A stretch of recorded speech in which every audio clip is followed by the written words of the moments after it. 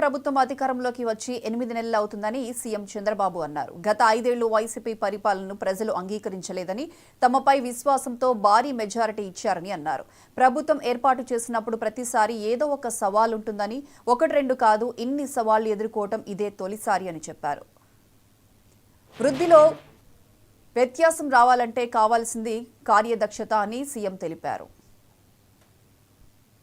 Last మైల్లో ఉండే political ఫంక్షనే పనిచేయాలి. Chief secretary నుంచి గ్రామ సచివాలయం నుండే ఉద్యోగి వరకు పనిచేసే పరిస్థితి రావాలి. అందరం కూడా సమిష్టిగా పనిచేసి షార్ట్ టర్మ్లో ప్రజలకు హ్యాపీగా ఉండే విధంగా ఏమేం చేయగలుగుతాం చేయడం. ఈ రోజు మీద ప్రతి ఒక్కరిలో ఒక సాటిస్ఫాక్షన్ ఉండాలి. రేపటి మీద ఒక భరోసా, మళ్ళా భవిష్యత్తు బాగుంటుందని ఒక ఆశ ఉండాలి. ఈ రెండు ఉంటే తప్ప సాధ్యం కాదు. అల్టిమేట్గా తెలుగు జాతి అనేది ప్రపంచంలో నెంబర్ 1 చేయాలని నా సంకల్పం. నేను ఇక్కడుండే అందరిని కూడా కోరుతున్నా, అది ఎన్డీఏ సంకల్పం.